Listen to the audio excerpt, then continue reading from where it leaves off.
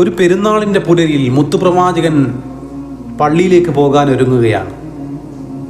പ്രവാചകൻ്റെ അനുയായികൾ വീടിൻ്റെ പുറത്ത് ഹബീബിൻ്റെ വരവിനെയും കാത്തിരിക്കുന്നുണ്ട്. മുത്തുനബി വസ്ത്രം മാറുകയാണ്. അപ്പോഴാണ് വീടിൻ്റെ ജാലകവാതിലൂടെ മുത്തുപ്രവാചകൻ മദീന അങ്ങാടിയിലേക്ക് നോക്കുന്നത്. അവിടെ കണ്ട കാഴ്ച, കൊച്ചു കുട്ടികൾ വർണ്ണശബളിമയാർന്ന വസ്ത്രം ധരിച്ച് പുതുവസ്ത്രങ്ങളെല്ലാം അണിഞ്ഞ് കുട്ടികൾ വളരെ ആഘോഷത്തിൽ പെരുന്നാൾ ആഘോഷിക്കുകയാണ്. അപ്പോൾ ഒരു കുട്ടി മാത്രം മാറി നിന്ന് കരയുന്നത് പ്രവാചകൻ കാണുകയാണ്. ഉടനെ മുത്തുപ്രവാചകൻ മദീന അങ്ങാടി ലക്ഷ്യമാക്കി നടന്നു. അനുയായികൾ ഇത് കണ്ട് സ്തംഭിച്ചു നിന്നുപോയി. ഹബീബെ, നിസ്കാരത്തിന് സമയമായി എന്നവർ ഉറക്കെ വിളിച്ചു പറയുന്നുണ്ടായിരുന്നു. പ്രവാചകൻ നേരെ പോയത് മദീന അങ്ങാടിയിലേക്കാണ്.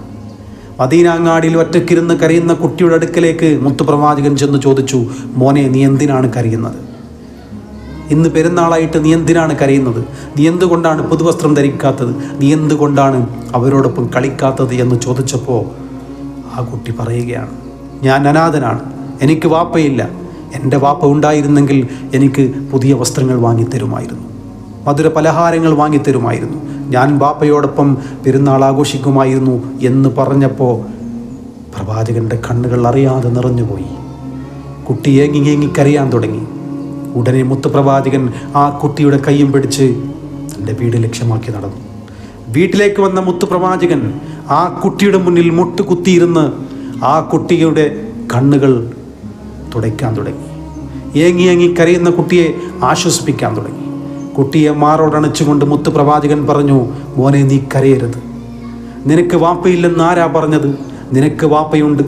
ഞാനാണ് നിൻ്റെ വാപ്പ, മുഹമ്മദാണ് നിൻ്റെ വാപ്പ എന്ന് നീ ഉറക്കെ വിളിച്ചു പറയൂ എന്ന് പറഞ്ഞപ്പോൾ കുട്ടി ആഹ്ലാദം കൊണ്ട് വീർപ്പ് മുട്ടിപ്പോയി.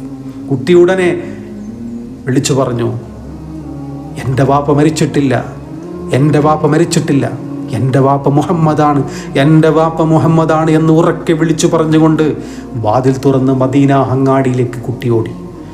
മദീന അങ്ങാടിയിലെ, മദീന തെരുവുകളിലെ ഓരോ വീടുകളിലും വാതിൽ ഉറക്കെ മുട്ടി ആ കുട്ടി ഉറക്കെ വിളിച്ചു പറയുകയാണ്, എൻ്റെ വാപ്പ മുഹമ്മദാണ്, എൻ്റെ വാപ്പ മുഹമ്മദാണെന്ന്. പ്രിയപ്പെട്ടവരെ, അങ്ങനെ ആ പെരുന്നാളിൻ്റെ പുലരിയിൽ അനാഥനായ ഒരു കുട്ടി അവിടെ സനാഥനാവുകയാണ്.